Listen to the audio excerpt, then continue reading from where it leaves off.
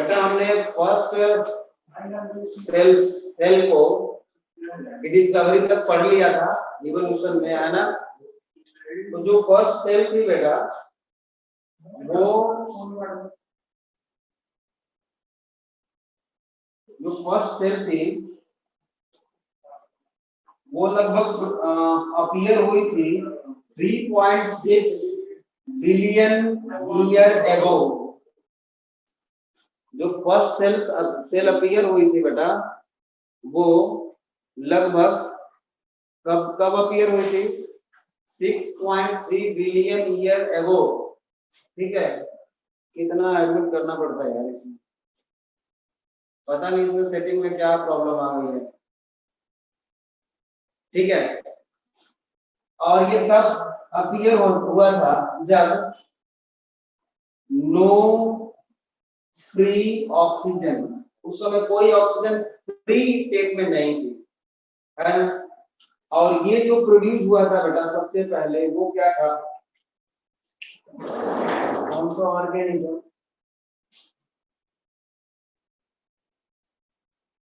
Archaea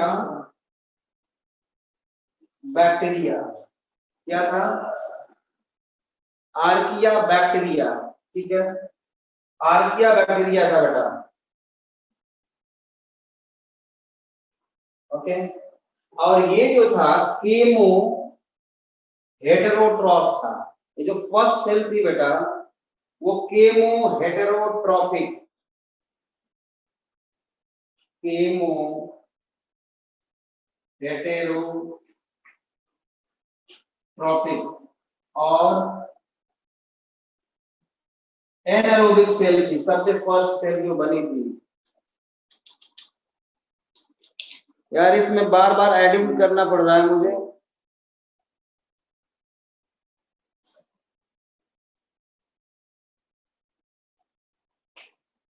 अपने आप तो लॉगिन हो ही नहीं पा रहा। ठीक है, अब इसी से बेटा कुछ हेटेरोट्रॉफ्स अलग हो गए।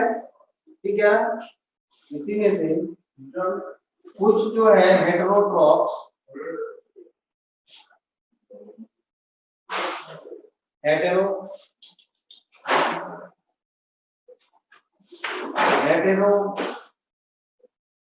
हेटेरोट्रॉफ्स अलग हो गए, और कुछ जो है केमो ऑटोट्रॉफ्स इसी में से डेवलप हुए बेटा। ओनली केमो, अभी कोई और तो नहीं आ रहा, देखो आ गया फिर निशान कुछ। केमो सिंथेटिक, मुझे बार बार एडमिट करना पड़ रहा है यार, इसमें सेटिंग में पता नहीं क्या प्रॉब्लम आ गई है। केमोसिंथेटिक,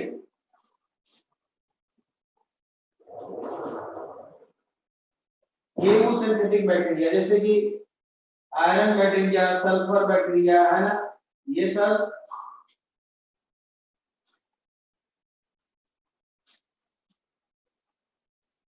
सब बैक्टीरिया जो है आज मिलते हैं केमोसिंथेटिक में। Iron, sulphur bacteria, nitrogen fixing bacteria, सब कुछ केमोसिंथेटिक में आ जाएगा बेटा, है ना। ये सेल्स प्रोड्यूस हुई इसी से डेवलप हो गए। इसके बाद बेटा इसी सेल से कुछ सेल्स जो है आप जानते हैं, सेल आपने पढ़ा है, सेल में हम इंडोसिम्बायोन का एग्जांपल हम देते हैं बेटा माइटोकॉन्ड्रिया और क्लोरोप्लास्ट को, क्योंकि माइटोकॉन्ड्रिया में 70s राइबोसोम पाया जाता है और बैक्टीरिया में भी 70s राइबोसोम पाया जाता है बेटा। क्लोरोप्लास्ट में भी 70s राइबोसोम पाया जाता है, सर्कुलर डीएनए पाया जाता है दोनों में, और बैक्टीरिया में भी सर्कुलर डीएनए पाया जाता है। तो ये उसी से डेवलप हुआ है बेटा, यूकैरियोटिक सेल प्रोकैरियोटिक सेल से ही डेवलप हुई ऐसा। तो ये जो है बेटा डेवलप हो गया इसमें कि कुछ सेल्स जो है autotrophic mode of nutrition show करने लगे, autotrophic mode of nutrition show करने लगे और वो प्लांट सेल में कन्वर्ट हो गए, है ना, प्लांट सेल में, प्लांट सेल। और इसी केमो सिंथेटिक सेल से एनिमल सेल बना, मतलब माइटोकॉन्ड्रिया बना। माइटोकॉन्ड्रिया तो उसमें पाया जाता है, ये एनिमल सेल्स में कन्वर्ट। तो मतलब ये वैसे एक रिप्रेजेंटेशन है, इसको हम फिर से इवोल्यूशन में भी देखेंगे, चार्ट बनाएंगे और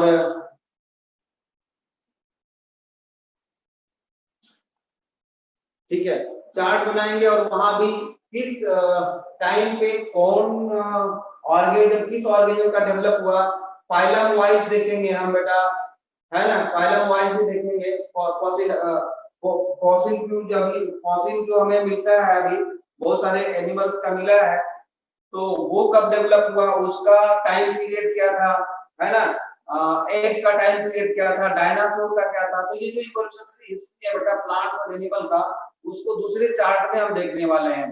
यहाँ तो थोड़ा सा मैंने ये बताने की कोशिश की है बेटा कि सेल पहले कब आई और उससे कौन कौन से सेल्स डेवलप हुए, थोड़ी सी बात बताई मैंने। कुछ पॉइंट्स इसमें लिख दिए। With the formation of photosynthetic organism, statement लिखो है, स्टेटमेंट लिखो बेटा। With the formation of photosynthetic organisms, with the formation of photosynthetic organisms for the first time, photosynthetic organisms, formation of photosynthetic organisms for the first time, pre-oxygen appeared in atmosphere। जैसे ही photosynthesis करने वाले organisms का development हुआ बेटा, oxygen appear हो गई। Free oxygen appeared in the atmosphere. Due to this,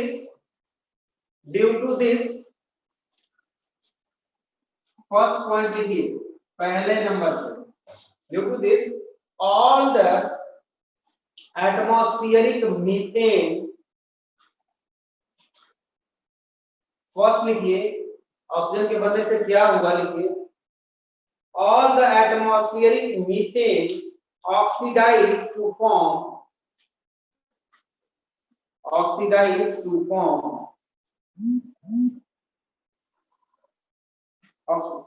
CO2। ठीक है, next point reducing environment, second point बोल रहा हूं मैं, second point reducing environment converted into oxidizing environment, reducing environment converted into oxidizing environment। ठीक है, थर्ड पॉइंट लिखिए oxygen के बनने से क्या हुआ, थर्ड पॉइंट लिखिए formation of ozone layer, formation of ozone layer to protect the torrents, to protect the terrestrial life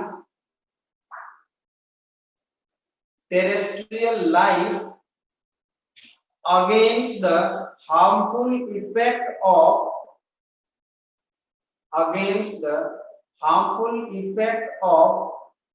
ultraviolet।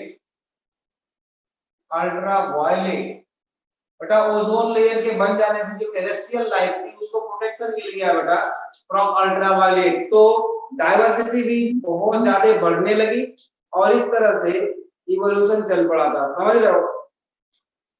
अब ये यहीं पे ओरिजिन ऑफ लाइफ यहीं पे फिनिश होता है बेटा, सॉरी ओरिजिन ऑफ, हाँ ठीक है, ओरिजिन ऑफ लाइफ सेट, ठीक है।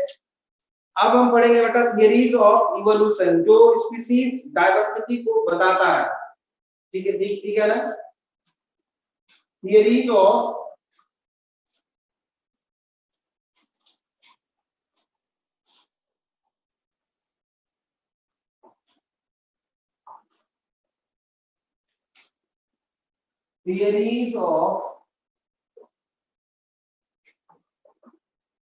इवोल्यूशन, ठीक है। To explain origin of species, life तो हमने पढ़ लिया, ये क्या एक्सप्लेन करेगा बेटा? To explain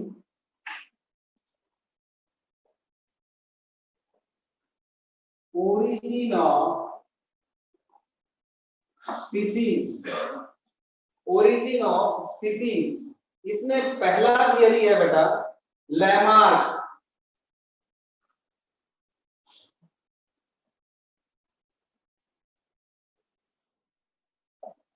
लैमार्क्स theory. और लैमार्क थियरी क्या कहती है बेटा? Theory of inheritance of acquired character,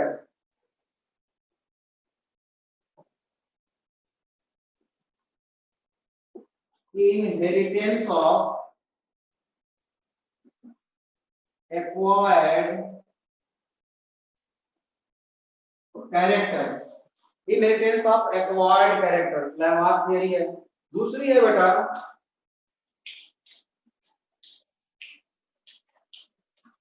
second theory Darwin's theory, natural selection है ना, theory of natural selection,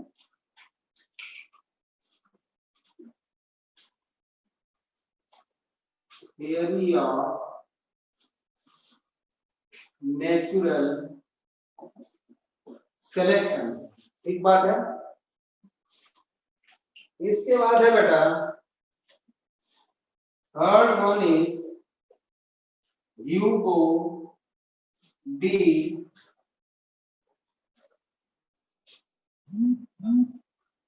bridge, Hugo de bridge theory of mutation, मतलब mutation theory, Hugo de bridge का mutation theory, ठीक है ना। उसके बाद आता है बेटा फोर्थ मॉडर्न कंसेप्ट ऑफ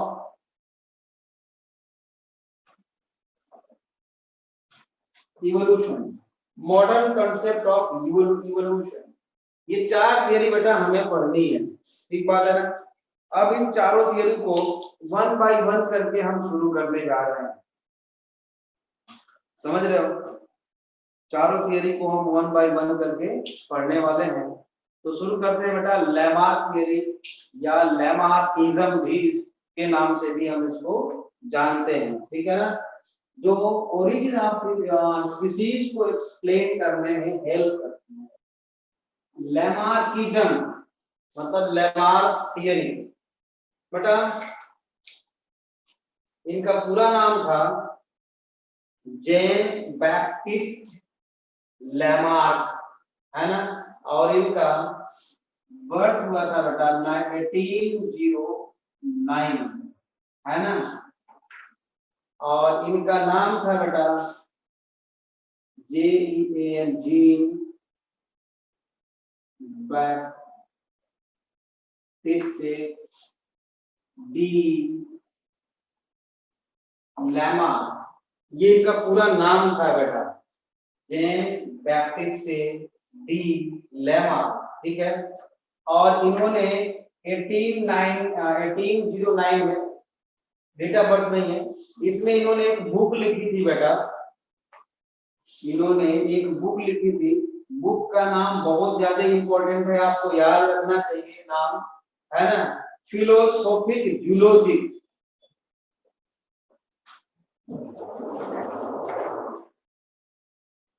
फिलोसोफिक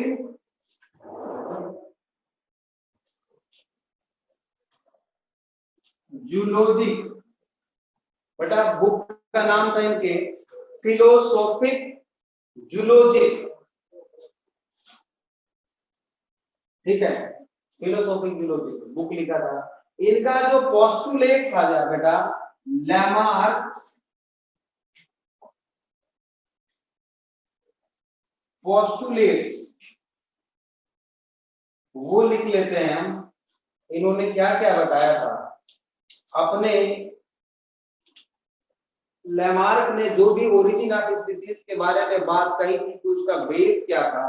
पहला था बेटा इंटरनल वाइटल फोर्स। इंटरनल, इसी को एक्सप्लेन करेंगे अभी हम। इंटरनल वाइटल फोर्स पहला। दूसरा था बेटा effect of environment. Effect of environment, मतलब इन्वायरमेंट का भी इफेक्ट पड़ता है, ठीक है ना। एंड न्यू नीड्स, इसको भी हम एक्सप्लेन करने वाले हैं डिटेल। अब घबराना मत, क्यों मैं लिख दे रहा हूं, ठीक है ना। थर्ड है बेटा law of use and law of use and disuse, मतलब कि यूज करना और ना करना। डिसयूज ऑफ ऑर्गन, जिस ऑर्गन का हम यूज करते हैं वो उसका डेवलपमेंट होता है, जिसका नहीं करते हैं वो वेस्टिजियल बन जाता है। ऐसा करना था लैमार्क का। अभी इसको और अच्छी तरह से एक्सप्लेन करेंगे। तीसरा है बेटा इनहेरिटेंस ऑफ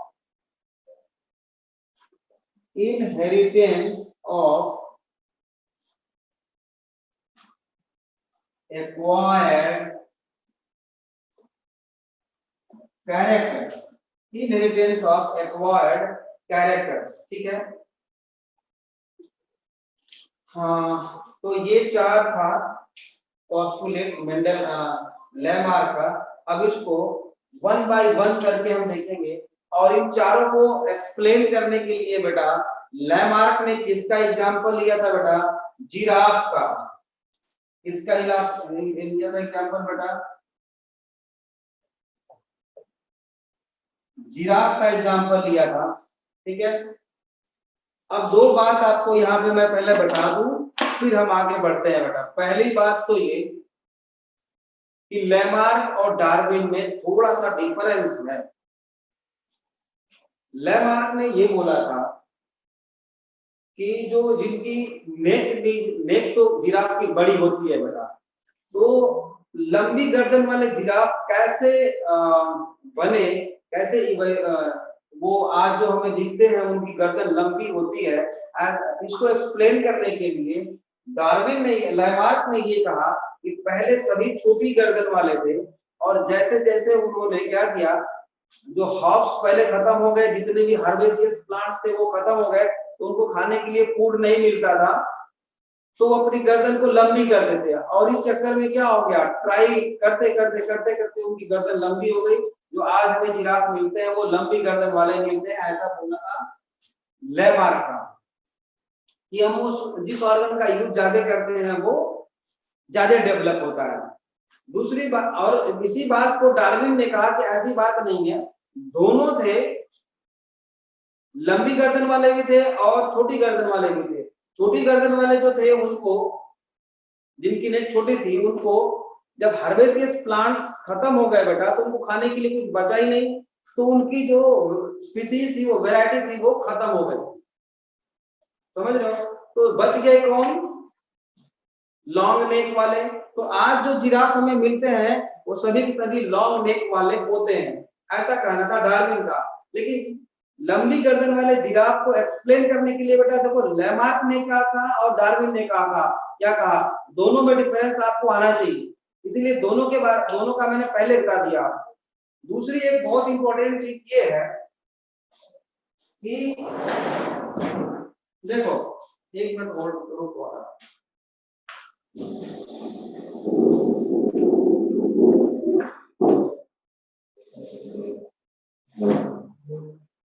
दूसरी बात क्या है बेटा, दूसरी बात यह है कि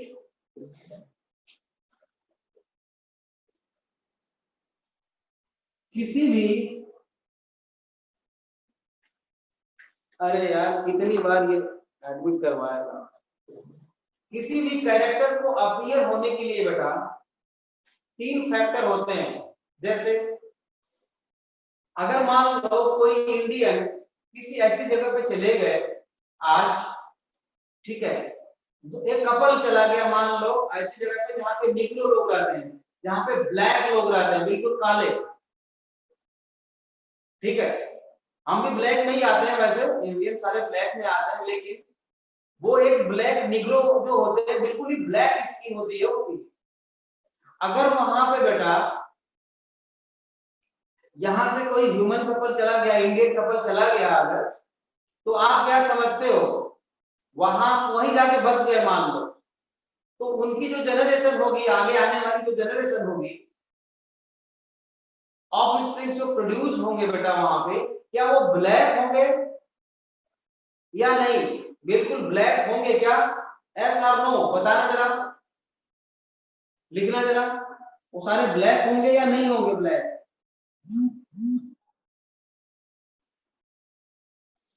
नो, अभिजीत नो, और नो नो नो नो, ठीक है। देखो पहली बात कि मेरा क्वेश्चन पूरी तरह से सही नहीं था। मैंने time time bound time period बताया ही नहीं आपको ना, कितने दिन में कितने साल में ऐसा होगा या नहीं होगा। बेटा देखो कैरेक्टर को एक्सप्रेस होने के लिए तीन फैक्टर की रिक्वायरमेंट होती है। पहला जीन, मतलब जीन होना चाहिए किसी भी कैरेक्टर के लिए। दूसरी बात बेटा न्यूट्रिएंट्स, न्यूट्रिएंट्स मान लो यहाँ पे कोई जीन है, इसको एक्सप्रेस होने के लिए बेटा न्यूट्रिएंट्स ही ना मिले, समझ रहे हो, मतलब उस तरह का अमीनो एसिड ना मिले उस तरह का, तो ये कैरेक्टर अपीयर नहीं होगा। मतलब न्यूट्रिएंट्स की रिक्वायरमेंट बहुत ज्यादा होती है, और न्यूट्रिएंट्स डिसाइड करता है बेटा किसी पर्टिकुलर जगह पे कौन सा वेजिटेशन होगा। जैसे फॉर एग्जांपल मेरी बात ध्यान से सुनना, बर्गर, पिज्जा, चाउमीन, डोसा, ये हमारे लिए जंक फूड है, डॉक्टर यही बोलता है, ये हमारे लिए क्या है, ये जंक फूड है, ठीक बात है। लेकिन साउथ इंडिया वाले क्या करते हैं, इडली डोसा सांभर खा के वो मस्त रहते हैं, बहुत ज्यादा खाते हैं, उनको कुछ नहीं होता, उनके लिए जंक फूड नहीं है वो डोसा, उनके लिए जंक फूड नहीं, हमारे लिए है। चाउमीन चाइना के लिए तो जंक फूड नहीं है ना, वो तो चाउमीन चाइना वाले खूब चाउमीन खाते हैं और चाव चाव करते रहते हैं, आप लोग जानते हो, वो भी स्ट्रांग होते हैं कितने। तो चाउमीन जो है बेटा जहां के लिए जंक फूड है वहां के लिए नहीं है। इसका मतलब क्या हुआ बेटा, पर्टिकुलर जगह पे जो है, पर्टिकुलर प्लेस पे, जियोग्राफिकल एरिया में जो अवेलेबिलिटी ऑफ न्यूट्रिएंट्स है बेटा, वो कहां से आते हैं, सॉइल से आते हैं। तो इनडायरेक्टली वहां की सॉइल, वहां के वेजिटेशन को, वहां के ऑर्गेनिजम्स के कैरेक्टर्स को कंट्रोल कर रही है, मतलब न्यूट्रिएंट्स कंट्रोल करता है बेटा एक्सप्रेशन ऑफ कैरेक्टर्स इनडायरेक्टली, आप समझ लो, समझ रहे हो? हाँ। तीसरी चीज है बेटा इन्वायरमेंटल फैक्टर, ए बायोटिक फैक्टर, कितनी गर्मी है, टेम्परेचर, एनुअल टेम्परेचर क्या रहता है ना, और सारे फैक्टर्स है, मतलब परसेंटेज ऑफ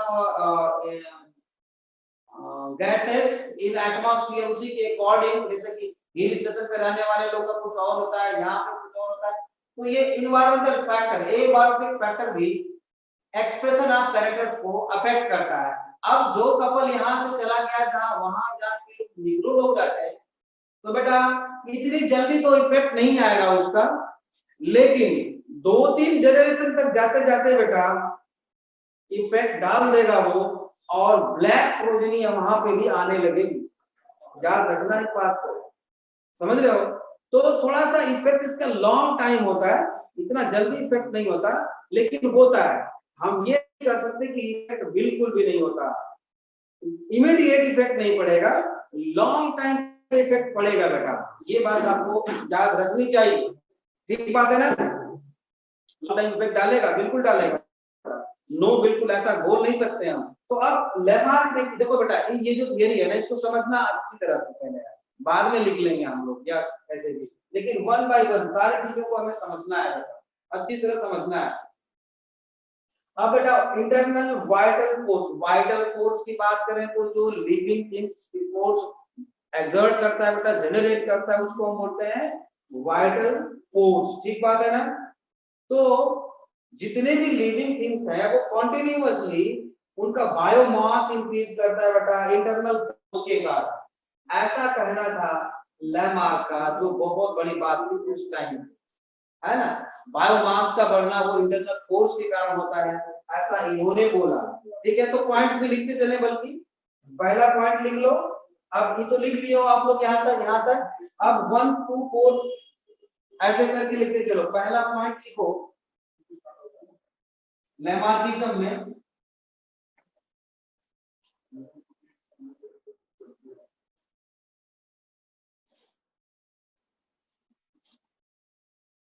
नंबर 1 लिखेंगे हम लेमार्किज्म में, पहले लिखेंगे all the living things and their component parts, all the living things and their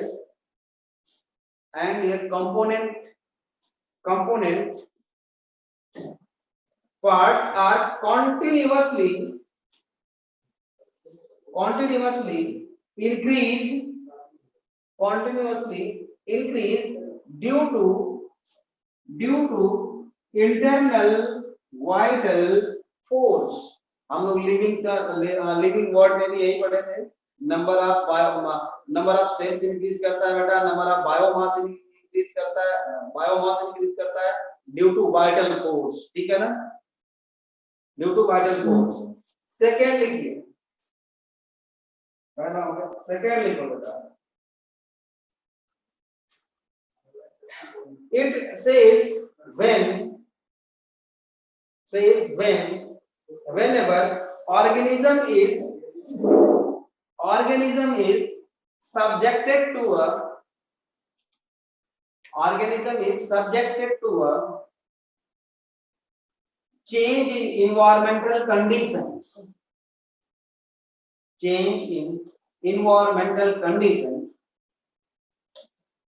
environment possess या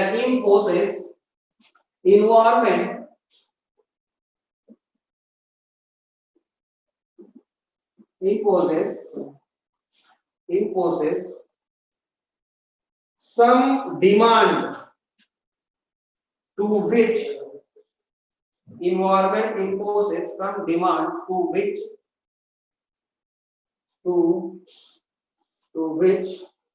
the organism get adopted। इसका क्या मतलब है? देखो, आपने हाइबरनेशन का नाम सुना होगा, कितनी बार सुना होगा ना, हाइबरनेशन का नाम सुना होगा, या एस्पिरेशन का नाम सुना होगा बेटा। एस्पिरेशन और हाइबरनेशन क्या है बेटा, आप जानते हो, winter sleep and summer sleep frog में होता है। जैसे ही इन्वायरमेंट चेंज हुआ बेटा, मतलब कि टेम्परेचर को डाउन होता चला गया धीरे धीरे, तो उसका बॉडी टेम्परेचर भी धीरे धीरे डाउन होगा।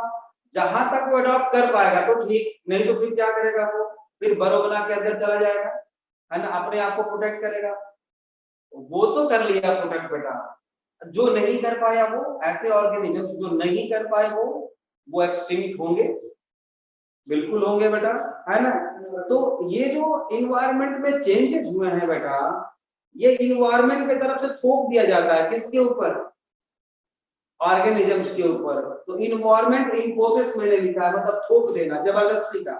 तुम एडॉप्ट करो इसको, अगर नहीं करोगे तो फिर क्या होगा, एक्सटिंक्शन पक्का है तुम्हारा, धीरे धीरे करके वो स्पीशीज एक्सटिंक्ट हो जाती है बेटा, है ना। तो इन्वायरमेंटल चेंजेस होते रहते हैं, इसको एडॉप्ट करना पड़ता है ऑर्गेनिज्म।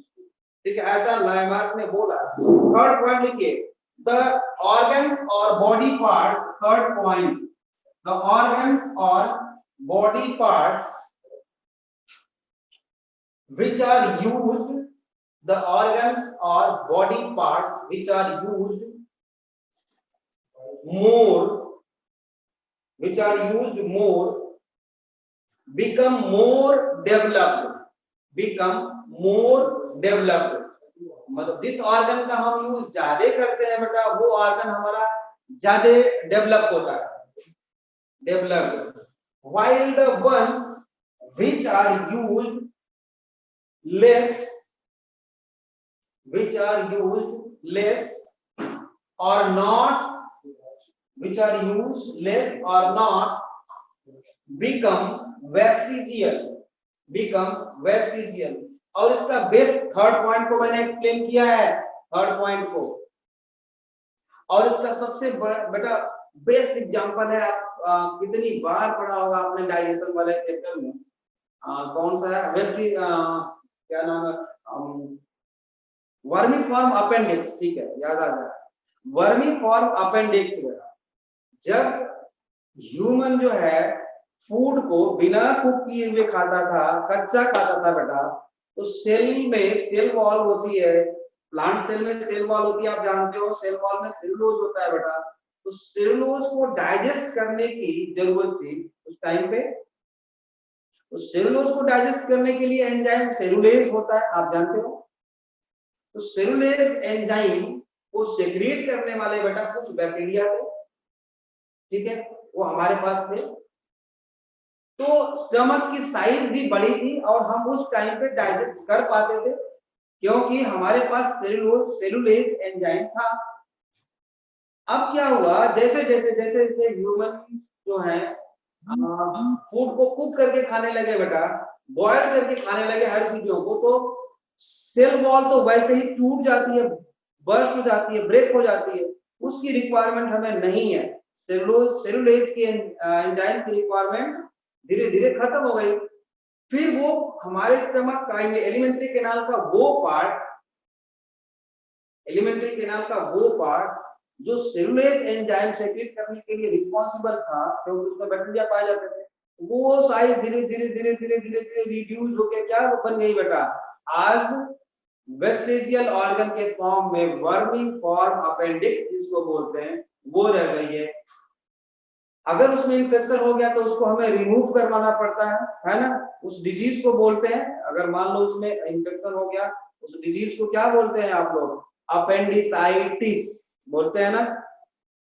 तो ये एक बहुत बढ़िया एग्जांपल है बेटा, और भी बहुत सारे एग्जांपल है, जैसे कि मान लो निक्टेटिक मेम्ब्रेन है, हमारे आंखों में पाई जाती है, जो रिड्यूस फॉर्म में है, समझ रहे हो, ये इसका प्रेजेंस ये प्रूव करता है बेटा कि कभी हम पूरी तरह से एक्वेटिक थे, पानी में रहते थे, मतलब एनिमल्स पानी में रहते थे।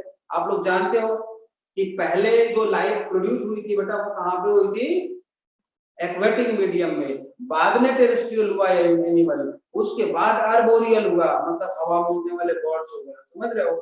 तो यही है बेटा कि जिस ऑर्गन का यूज ज्यादा होगा वो तो डेवलप होगा, जिसका नहीं यूज होगा ज्यादा वो वेस्टिजियल हो जाएगा, ऐसा बोला था लैमार्क ने, और ये बात सच है, समझ रहे हो, ये बात सच है, पूरी तरह नहीं है, कहीं कहीं फेल भी होता है, कहाँ पे होता है हम लोग देखेंगे आगे। फोर्थ पॉइंट लिखेंगे, the characters acquired by an the character acquired by an organisms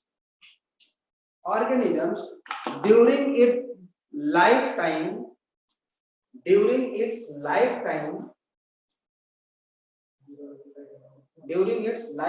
are inherited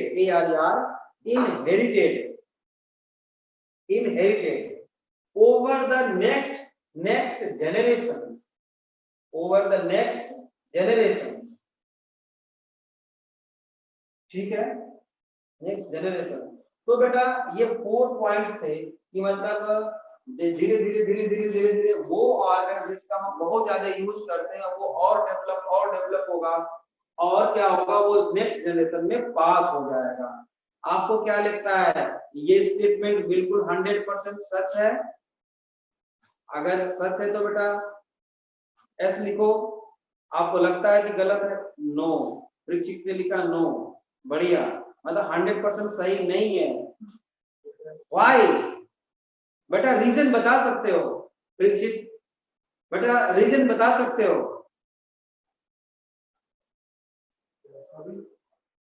reason लिखो, रीजन क्यों, क्यों नहीं इनहेरिट होगा बेटा? आशुतोष नो, ठीक है, ठीक है, समझ में आ गया। लेकिन रीजन कोई बच्चा बताएगा? मैं अनम्यूट करता हूं, कोई एक बच्चा बोलेगा, आशुतोष बोलो।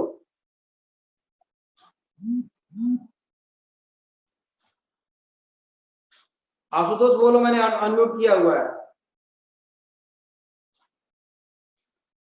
जीन्स में चेंज भी होगा, बिल्कुल सही बात है अर्पण, बिल्कुल सच बात है बेटा, सही बात है। जब तक जीन्स में चेंज ना हो बेटा, वो कैरेक्टर नेक्स्ट जनरेशन में ट्रांसफर बिल्कुल भी नहीं होगा, है ना। जैसे कि मान लो हम मसल्स को स्ट्रांग बना ले खूब एक्सरसाइज करके, तो वो स्ट्रांग मसल्स हमारे नेक्स्ट जनरेशन में ट्रांसफर नहीं होगी, नहीं होगी। क्यों? क्योंकि उसका इफेक्ट बेटा कहाँ पे है? ओनली सोमैटिक सेल पे है। बहुत बढ़िया, सोमैटिक सेल पे है बेटा, इसीलिए वो नेक्स्ट जनरेशन में ट्रांसफर बिल्कुल भी नहीं होगी। ठीक है, पता है आप लोगों को, बढ़िया, अच्छी बात है। अब बेटा लेमार्क ने, मैं म्यूट कर देता हूं फिर से, नहीं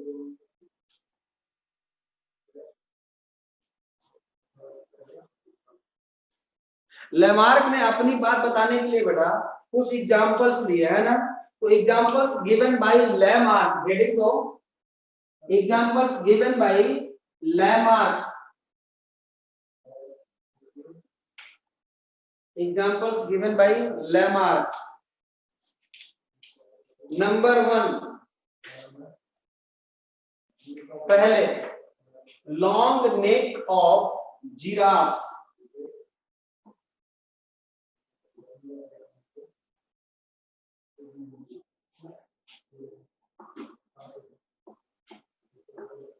ये मैंने आप लोगों को एक्सप्लेन पहले ही कर दिया है, ठीक है। नेक्स्ट लिखो, दूसरा एग्जांपल लिखिए, disappearance of limb, disappearance of limb मतलब fore limb and hind limb, हाथ पैर, disappearance of limb, limb in snake, snake बेटा सांप में लिम्स नहीं पाए जाते, लिम्बलेस, है ना, ब्रैकेट में लिख लो लिम्बलेस, और उसी में आगे लिखो कॉमा के पास, कॉमा कॉमा देने के बाद, disappearance of food in aquatic whale, disappearance of food in aquatic whales, aquatic whale. Next,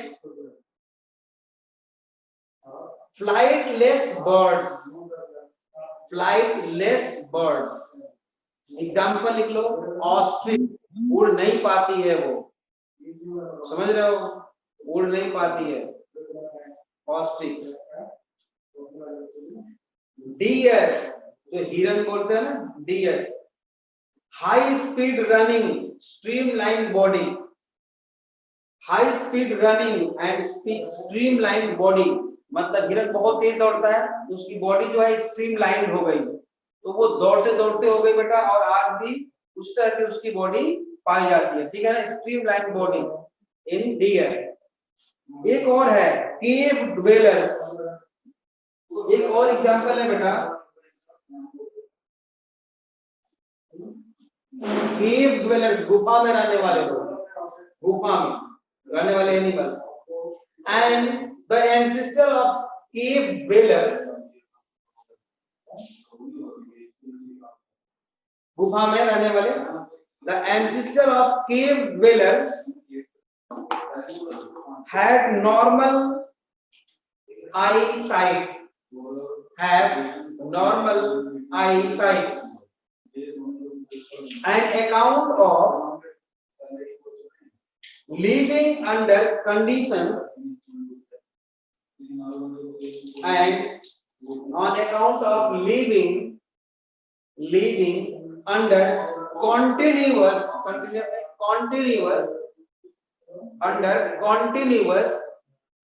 dark conditions, under continuous dark condition, the animals lost their power of vision. Power of vision मतलब कुछ ऐसे थे बेटा, जो evidential proof है हमारे पास, कुछ animals ऐसे थे जिनके पास आई साइट तो उनके एंसेस्टर में पाई गई थी, लेकिन उसके बाद उनकी प्रोजेनी जो गुफाओं में रहने लगे, लगातार डार्क कंडीशन में रहने लगे बेटा, उनका विजन जो है अफेक्ट हुआ और वो they are unable to see any object. तो ये जो था एक तरह का एडॉप्टेशन था। अब उसका कारण कुछ और रहा होगा, मे बी, वो बात नहीं है, लेकिन जो डार्विन ने जो एग्जांपल दिए वो मैंने आपको यहाँ पे चार या पांच एग्जांपल हो गए, ये मैंने बताया। ये आपको डार्विन का सारे एग्जांपल से याद रखना चाहिए बेटा। अब हेडिंग दो, क्रिटिसिज्म ऑफ लैमार्किज्म।